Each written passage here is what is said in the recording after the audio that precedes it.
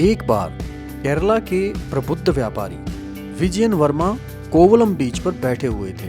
दिन भर के मानसिक श्रम और अलग अलग कार्यक्रमों के तनाव से बचने के लिए वह प्रायः समुद्र तट पर जाया करते थे। हमेशा की तरह वह तट पर गए हुए थे।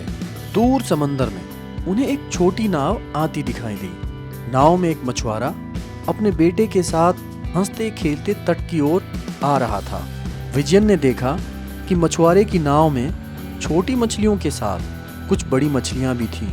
विजयन ने उत्सुकतावश मछुआरे से पूछा, तुम्हें इतनी सारी मछलियां पकड़ने में कितना समय लगता है? जिस पर मछुआरे ने उत्तर दिया, कम से कम 3 घंटे और ज़्यादा से ज़्यादा 5 घंटे, उससे ज़्यादा नहीं। यह सुनकर विजयन ने मछुआरे से कहा, अगर तुम इतने थोड़े समय में आवश्यकता से अधिक मछलियां पकड़ सकते हो तो और अधिक समय लगाकर ज़्यादा मछलियां क्यों नहीं पकड़ते हो? जवाब देते हुए मछुआरे ने बोला, और अधिक किस लिए साहब?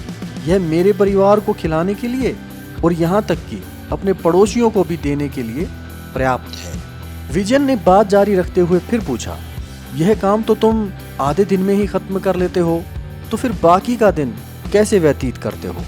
मछुआरे ने जवाब दिया, मैं आमतौर पर दोपहर से पहले मछली पकड़ लेता हूँ। जिस समय मैं घर जाता हूँ मेरी पत्नी मेरे लिए भोजन तैयार रखती है। मैं भोजन करता हूँ, उसके बाद अपने बच्चों के साथ खेलता हूँ। दोपहर में थोड़ा पढ़ता हूँ और एक झपकी लेता हूँ। शाम को मैं अपने दोस्तों के साथ मस्ती करने के लिए गांव जाता हूँ। रात में गिटार बजाता हूँ, गाता हूँ और सो जाता हूँ। यह सुनकर व्यवसायी ने मछुआरे को एक सुझाव दिया, मैं एक कारोबारी हूँ और आपको और अधिक सफल बनाने में आपकी मदद कर सकता हूँ। मेरे हिसाब से आपको समंदर में अधिक समय बिताना चाहिए और अधिक से अधिक मछलियाँ पकड़नी चाहिए और उन्हें बाजार में बेचकर पैसे बचाने चाहिए। 2 से 3 साल में पर्याप्त पैसे बचाकर मछलियाँ पकड़ने के लिए एक बड़ी नाव खरीदनी चाहिए। इससे 10 साल के अंदर तुम खुद की फिशिंग कंपनी शुरू कर सकते हो। इस पर मछुआरे ने कारोबारी से पूछा, और उसके बाद? व्यापारी ने हंसते हुए कहा, उसके बाद तुम एक राजा की तरह जीवन जी पाओगे।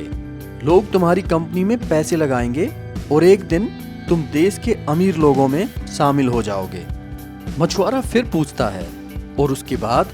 उसके बाद आप अपना काम छोड़ देना, समंदर के किनारे एक आलीशान घर लेना, मछली पकड़ने जाना, अपने बच्चों के साथ खेलना, अपनी पत्नी के साथ खूब समय बिताना, जब मन करे सो जाना और दोस्तों के साथ खूब मस्ती करना, नाचना, गाना और टेंशन फ्री रहना।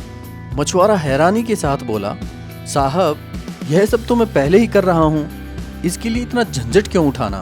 दोस्तों, इस कहानी से यही सीख मिलती है कि किसी दूसरे की महत्वाकांक्षाओं, सपनों और जीवन को आधार बनाकर या उसकी नकल करके अपने जीवन के लक्ष्य निर्धारित नहीं करने चाहिए। कितनी अजीब बात है, पैसा होते हुए भी थोड़ी सी सुख और शांति के लिए जो इंसान खुद भटक रहा है, वह सुख, शांति और संतुष्टि से परिपूर्ण एक परिवार को वह करने की सलाह दे रहा है जिससे वह खुद बचकर भाग रहा है। दोस्तों, पतंजलि के अष्टांग योग में 7वां उपनियम संतोष करना ही बताया गया है। जो संतोष करना जानता है वही योगी है, वही राजा है और वही श्रेष्ठ मानव है। इसलिए महत्वाकांक्षी नहीं, कर्मशील बनो।